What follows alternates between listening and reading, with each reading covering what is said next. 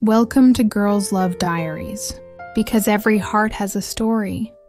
May mga pag-ibig na dumarating ng hindi mo inaasahan.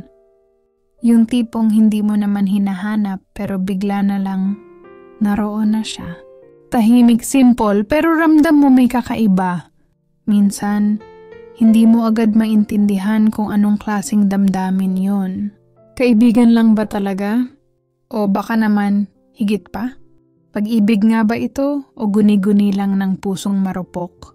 Kasi kung totoo man, bakit parang mali? Bakit parang bawal? At bakit sa tuwing tinitingnan mo siya, parang gusto mong tumigil ang oras? Mainit ang hapon, pero sa loob ng classroom, malamig ang hangin mula sa lumang bentilador. Tahimik ang lahat, maliban sa tunog ng lapis ni Nika na nagmamadaling gumuhit sa sketchpad niya. Hoy, hindi ka pa rin tapos dyan? Mahinang tawa ni Janela habang sinisilip ang ginagawa ng kaibigan. Hindi na tumingin si Nika, abala pa rin sa linya ng lapis. Shh! Almost done na. Promise, ito yung best portrait mo. Portrait ko na naman. Natatawang bulong ni Janela. Nika, ilang beses mo na kong ginuhit Baka naman obsessed ka na sa akin. Napangiti si Nika pero hindi agad sumagot. Tahimik lang, nakayuko. Pero sa loob niya, kumabog ang dibdib. Siguro, mahinang tugon niya. Napatingin si Janela. Parang hindi narinig ng maayos. Ha? Ano yon? Ngumiti si Nika, pilit na binawi. Sabi ko, siguro gusto ko lang i-perfect yung drawing mo. Sagot ni Janela. Pero sa loob niya, parang may kumalabit na kakaibang pakiramdam. Iba yung paraan ng pagtingin ni Nika sa kanya matagal. Parang may ibig sabihin. Sa labas ng bintana, bumagsak ang sinag ng araw sa mukha ni Nika. At sa sandaling yon, napaisip si Janela. Bakit kaya tuwing nakikita ko siya, parang may kumikilos sa loob ko? Parang mas maliwanag ang paligid. Hindi ko pa alam, pero may kakaibang nararamdaman ako. Tahimik silang dalawa, hanggang sa biglang tumunog ang bell tanda ng uwian. Uy, sabay tayo pa uwi? Tanong ni Nika, pilit na normal ang tono. Ngumiti si Janela, bit-bit ang bag. Oo naman, gaya ng dati. At sa bawat hakbang palabas ng classroom, hindi nila alam na unti-unti nang nagsisimula ang isang pag-ibig na matagal na palang naroon, nakatago lang sa tawanan, sa kwentuhan, at sa bawat tingin na mas matagal kaysa dapat. Sa lumang park sa tabi ng eskwelahan, magkasamang nakaupo sina Janela at Nika sa bench, may hawak na tig-isang ice cream. Tahimik lang sila, habang pinagmamasdan ang mga batang naglalaro. Alam mo, sabi ni Janela, pilit na sinisira ang katahimikan. Parang dati lang, palagi tayong nandito. Naaalala mo yung unang araw na nagkakilala tayo? Napangiti si Nika pero hindi tumingin. Oh, nung muntik mo kong mabangga sa hallway kasi late ka. Hindi ako late, depensa ni Janela, sabay tawa. Maaga lang talaga ako sa lahat. Maliban sa klase mo. Tumawa si Nika pero may halong hiya. Kasi naman, ang sungit mo nun. Akala ko ayaw mo sa akin. Hindi ako masungit, sagot ni Janela. Pero napatingin sa kanya. Tahimik lang talaga ako. Pero ngayon, napatingin si Nika diretso sa mga mata ni Janela. Ikaw na yung pinakamaingay sa mundo ko. Sandaling natahimik si Janela. Hindi niya alam kung ano ang sasabihin. Ramdam niya ang init ng hangin, pero mas mainit ang tiningin sa kanya ni Nika. Nika, mahina, halos pabulong. Bakit mo sinasabi yung mga ganyang bagay? Umiling si Nika. Ngumingiti pero halatang kinakabahan. Ewan ko, siguro kasi totoo. May katahimikan. Tanging tunog ng hangin at tawa ng mga bata sa di kalayuan. Pero sa pagitan nila parang huminto ang oras. Janela, bulong ni Nika, halos hindi na makatingin. May tanong ako. Ano yun? Huminga ng malalim si Nika. Kung sakaling may isang tao na matagal mo nang kasama, lagi mong kausap, lagi mong inaasahan, tapos bigla mong maramdaman na mahal mo na pala siya, anong gagawin mo? Napatingin si Janela sa kanya. Depende siguro. Mahal mo ba siya talaga? Hindi ko alam, sabi ni Nika. Pero sa tuwing kasama ko siya, parang ayokong matapos yung araw. Tahimik ulit. Hanggang sa ngumiti si Janela, pilit na tinatago ang kabog ng dibdib. Di sabihin mo sa kanya. Paano kung babae siya? Diretsong tanong. Walang halong biro. Napatigil si Janela. Ang ice cream niya, unti-unting natunaw. Hindi niya agad nasagot, pero ramdam niya. Yun na yung tanong na matagal na rin niyang tinatakbuhan. Nika, mahina niyang sabi, baka hindi ko kayang sagutin yan ngayon. Tumango si Nika, pilit na ngumingiti. Okay lang. Hindi rin naman ako sigurado sa sarili ko. Gusto ko lang marinig mo. Umihip ang hangin dahan-dahan. Habang naglalakad sila pa uwi, walang nagsalita. Pero sa bawat hakbang nila sa kalsada, may mga salitang di nasabi. At mga damdaming pilit na itinatago sa pagitan ng katahimikan. At sa dulo ng kalsada, bago sila maghiwalay, mahina lang ang tinig ni Nika.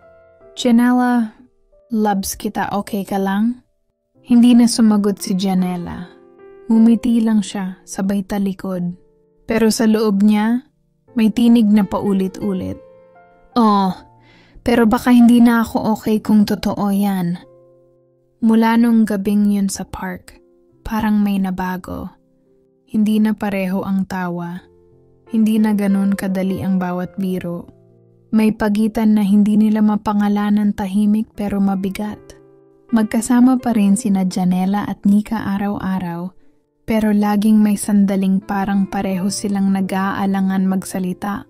Ang tahimik mo ngayon, sabi ni Nika, habang sabay silang kumakain sa kantin. May problema ba? Umiling si Janela.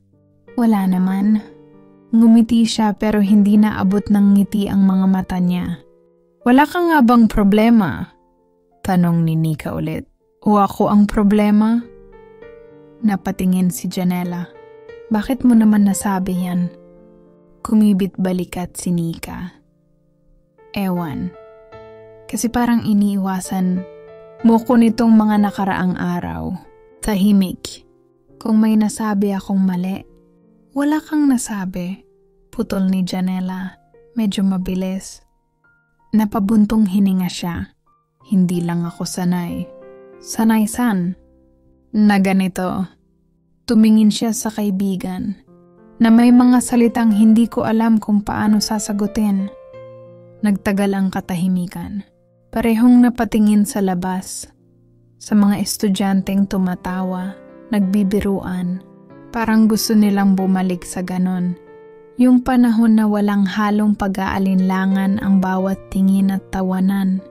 Kinagabihan habang mag-isa si Janela sa kwarto, pinagmamasdan niya ang mga lumang Polaroid nila ni Nika.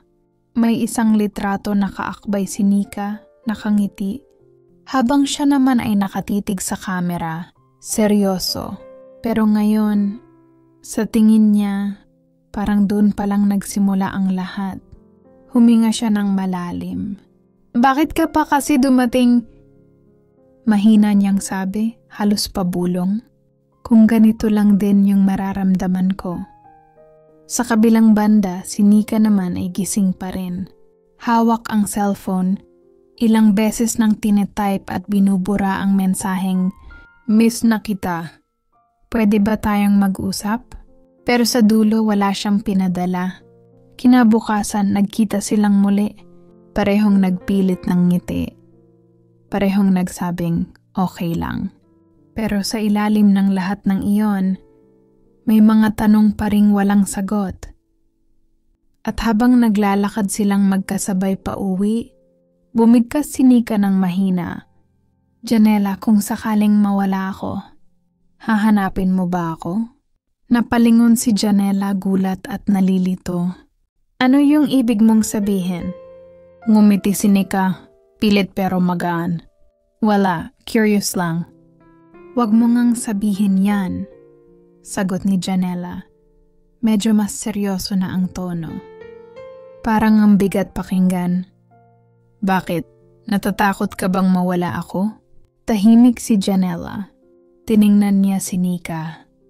At sa unang pagkakataon, hindi niya kayang magsinungaling.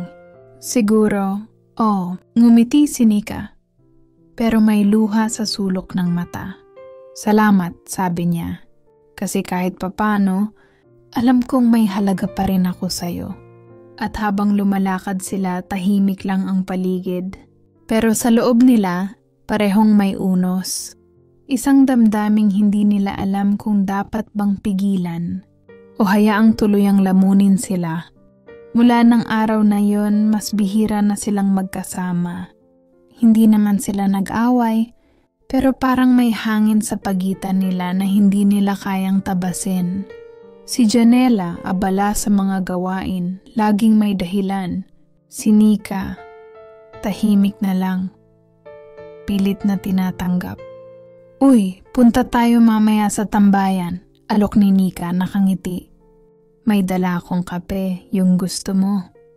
Pas muna ako, sagot ni Janela habang nag-aayos ng bag. Marami pa akong gagawin.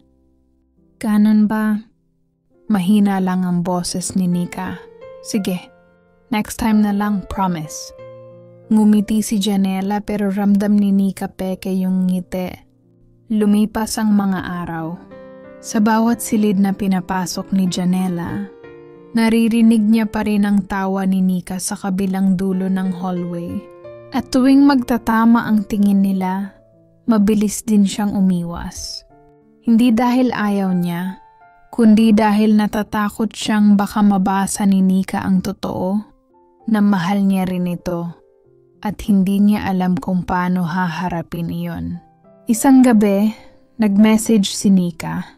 Miss na kita. Matagal bago nakasagot si Janela.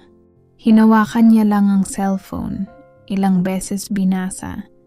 Ilang beses sinubukang burahin ang sagot na dapat sana'y miss na rin kita. Pero sa dulo ang tanging pinadala niya ay, okay. Kinabukasan nagkita sila sa corridor. Magkalapit. Pero parang may pader. Ang busy mo na ngayon, sabi ni Nika.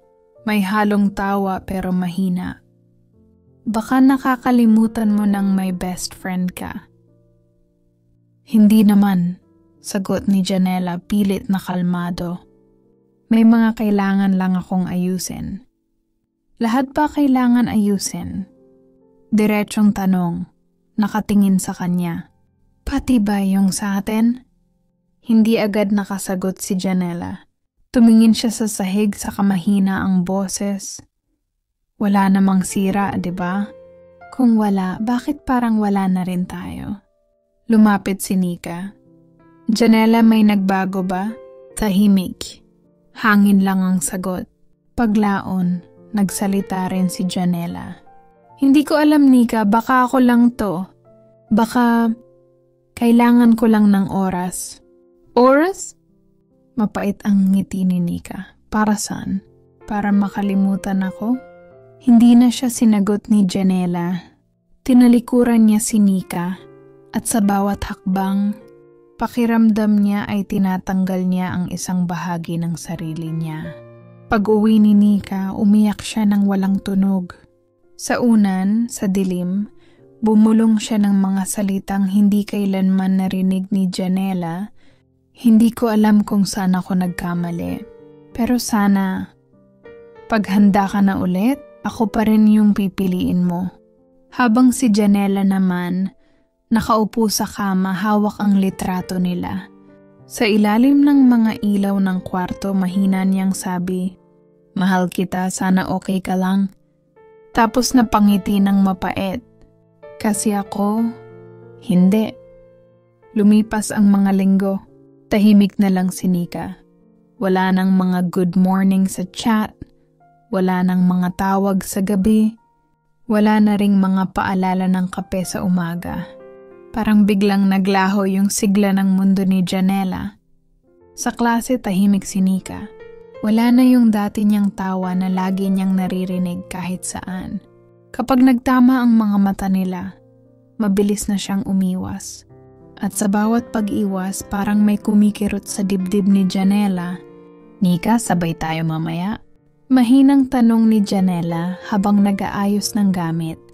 Ngumiti si Nika pero hindi tumingin. May pupuntahan ako, sorry. Okay, sagot ni Janela, pilit na kalmado. Pero sa loob niya gusto niyang tanungin. Saan kasama sino? Hindi lang niya magawa. Kinagabihan, nakatulala lang si Janela sa cellphone niya. Walang notif, walang chat. Binuksan niya ang lumang conversation nila. Binasa ang mga lumang biruan. Ang dating nakakatawang linya ngayon. Parang sugat na paulit-ulit niyang hinahaplos. Ilang araw pa ang lumipas bago niya muling nakita si Nika sa campus. Nasa may garden ito, kasama ang ilang kaklase. Tumatawa pero iba yung tawang yun. Parang pinilit, parang masakit. Lumapit siya, bahagyang kinakabahan. Uy, mahina niyang bati. Lumingon si Nika pero sandali lang. Oh, hi. Matagal na kitang hindi nakikita. Sabi ni Janela. Pilit na magaan. Busy ka ba? Medyo, sagot ni Nika, walang halong emosyon. Madaming kailangan ayusin. Tahimik silang pareho. Bago pa man makasagot si Janela, ngumiti si Nika, saka tumalikod. Alis na muna ako, may gagawin pa. Ingat ka. At ganun lang, lumakad siya palayo. Walang lingon, walang pag-aalinlangan. Nakatanaw lang si Janela sa labas ng bintana. Bawat patak ng ulan, parang katumbas ng mga salitang hindi niya nasabi. Bakit mo ako iniwan nang hindi man lang tinanong kung handa ako? Huminga siya ng malalim, pilit pinipigilan ang luha. Tanggi na Nika, bulong niya. Hindi pala ako okay. Sa hallway habang naglalakad si Nika, tinawag niya ito. Nika, sandali lang. Huminto si Nika pero hindi lumingon. Anong kailangan mo, Janela? Pwede ba tayong mag-usap? Wag na, sagot ni Nika, kalmado pero ramdam ang sakit. Wala namang dapat pag-usapan. Naubos na yung mga salita natin. Hindi totoo yan. Halos pabulong si Janela. Hindi ko naman gustong, pero ginawa mo, putol ni Nika. Alam mo kung gaano ako nahirapan na intindihin ka. Pero siguro, kailangan ko ring intindihin yung sarili ko ngayon. At sa unang pagkakataon, nakita ni Janela na umiiyak si Nika. Tahimik lang pero totoo. Hindi ko alam kung kailan mo ako kayang harapin ulit. Janela, sabi ni Nika, habang pinupunasan ng luha.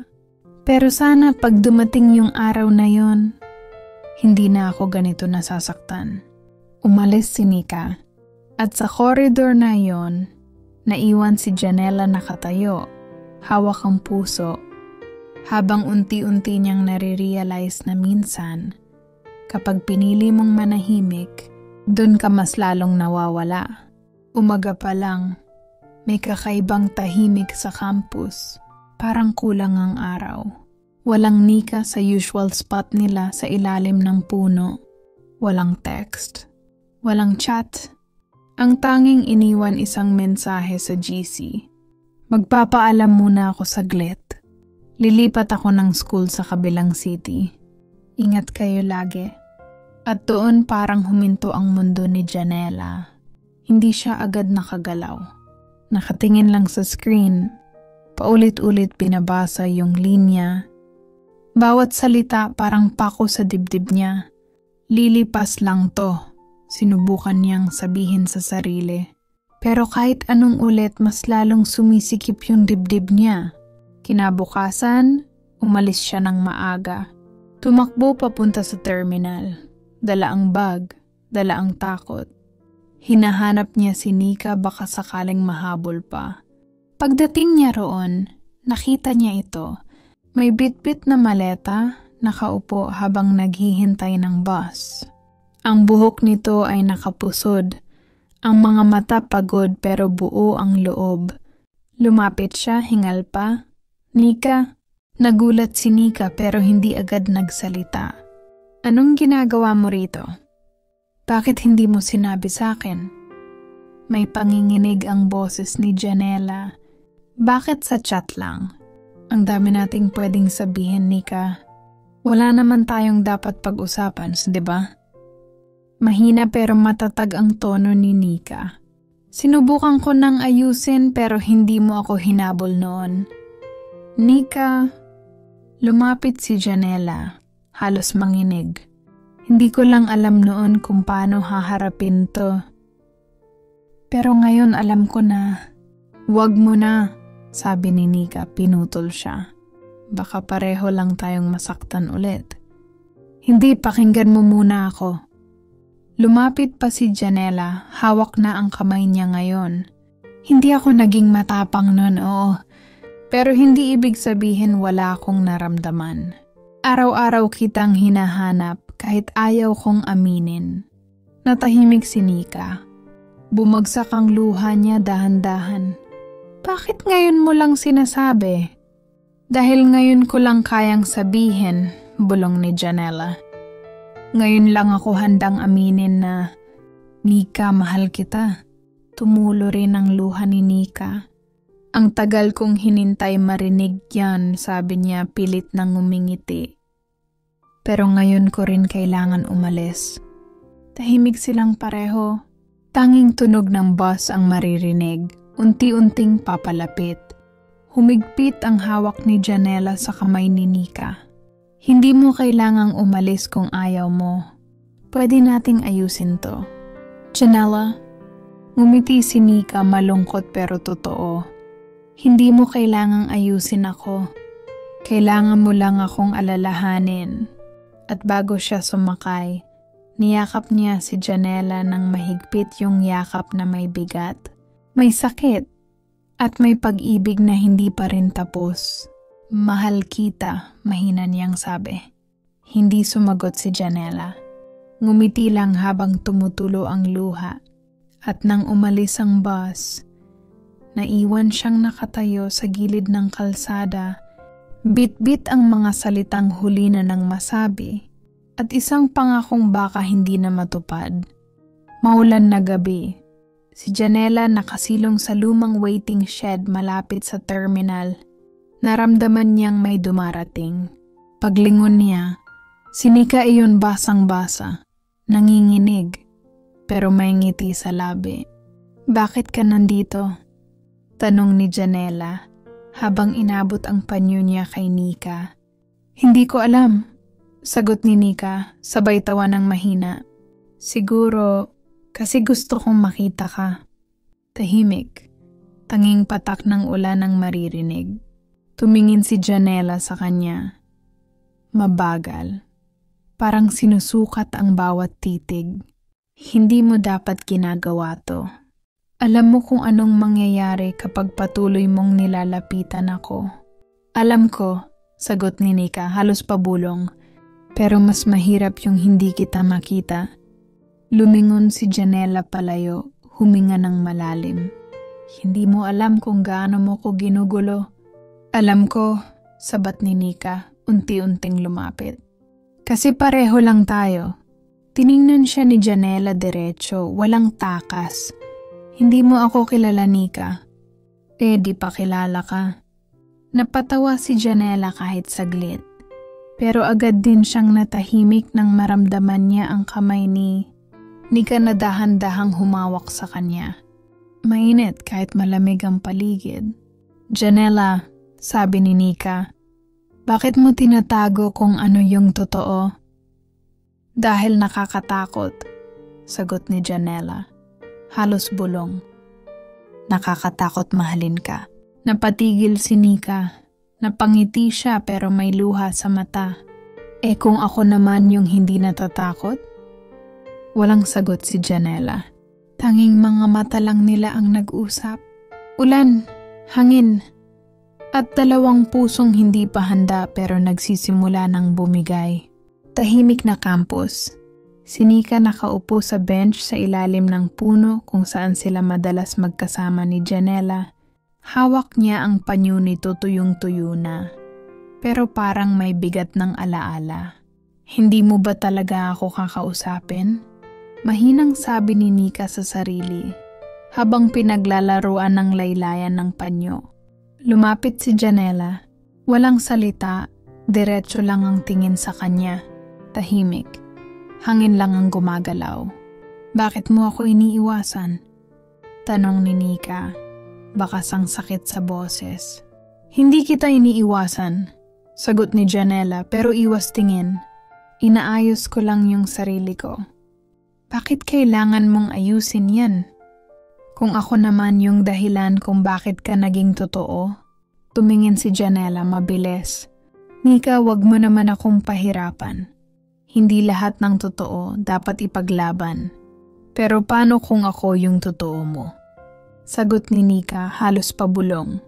Paano kung ako yung dahilan kung bakit ka natutong ngumiti ulit? Natahimik si Janela. Kita sa mga mata niyang may pinipigilan takot o marahil damdamin. Nika, ayokong masaktan ka. Hindi mo ako masasaktan kung alam kong totoo yung naramdaman ko. Lumingon si Janela. Parang gusto nang umalis pero hindi niya magawa. Hindi ganun kadali, sabi niya. May mga bagay na kahit gusto mo, hindi mo pwedeng ipilit. Hindi ba pwedeng subukan? Tanong ni Nika, lumapit ng isang hakbang. Hindi mo ba ako kayang piliin kahit minsan lang? Tahimik ulit. Si Janela nakatingin sa lupa.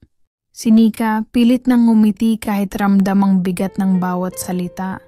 Kapag pinili kita, sabi ni Janela sa wakas, baka tuluyan kong makalimutan kung sino ako.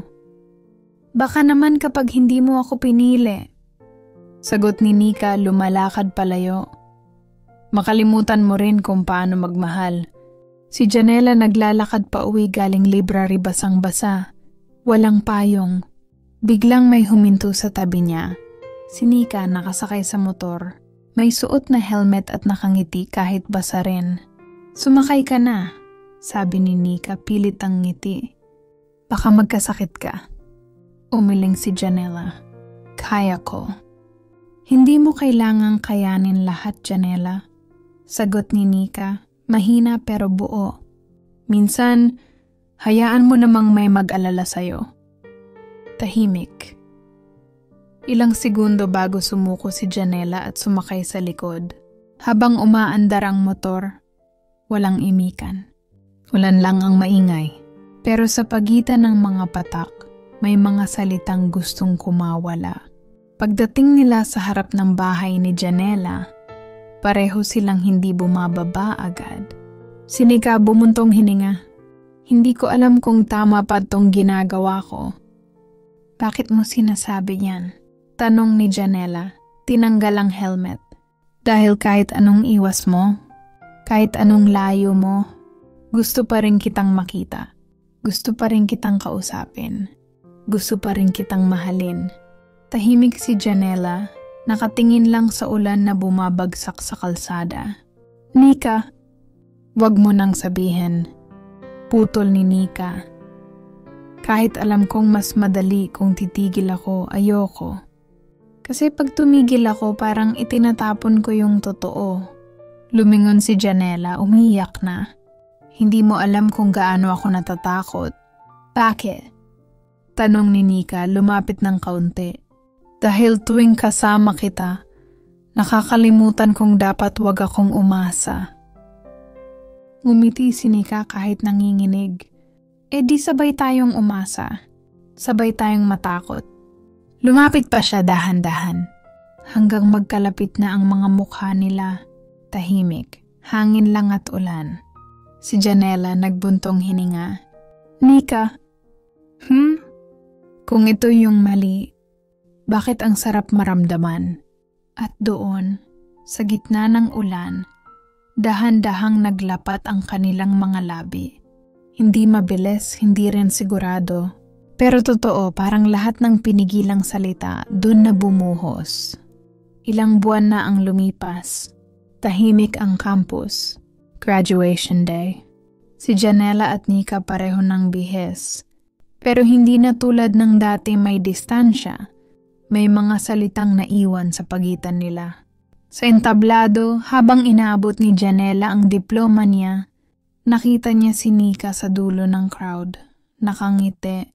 Hindi siya lumapit, pero sapat na ang titig na yon para bumalik lahat. Pagkatapos ng seremony, nagtagpo sila sa ilalim ng punong dati nilang tambayan. Parehong walang alam kung paano magsisimula. Congratulations, sabi ni Nika, pilit ng ngiti. Salamat, sagot ni Janela. Ikaw rin. Tahimik. Parehong pinaglalaruan ng hangin.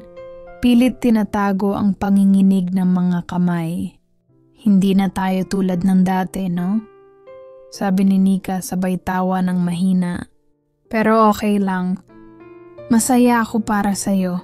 Masaya rin ako para sa'yo, sagot ni Janela. Pero may luha na sa gilid ng mata niya. Lumapit si Nika, huminga ng malalim. Kung sakaling dumating ang araw na handa ka na ulit, sana ako pa rin yung pipiliin mo. Tumingin si Janela diretso sa kanya. Kung sakaling dumating yung araw na hindi na ako takot. Sagot niya, ikaw pa rin ang gusto kong puntahan. Ngumiti si Nika kahit halatang nanginginig. Pero hindi ngayon? Hindi pa na ngayon. Tahimik, hangin, dahon. Mga mata nilang ayaw maghiwalay pero kailangang bumitaw. Lumapit si Nika, hinawakan ang kamay ni Janela saglit lang. Salamat, sabi niya. Dahil minahal mo ako sa paraang hindi ko inasahan. Ngumiti si Janela. Salamat din. Dahil tinuruan mo akong magmahal kahit masakit. Naglakad si Nika palayo, hindi na lumingon. Si Janela naiwan sa ilalim ng puno. Nakatingin lang habang dahan-dahang lumalayo ang taong minahal niya. Minsan, ang pag-ibig hindi kailangan ng happy ending. Minsan, sapat na yung dumating siya kahit sandali, kahit hindi panghabang buhay. Dahil minsan doon mo lang mararamdaman kung gaano katotoo ang pag-ibig. Sa oras na kailangan mo na siyang pakawalan,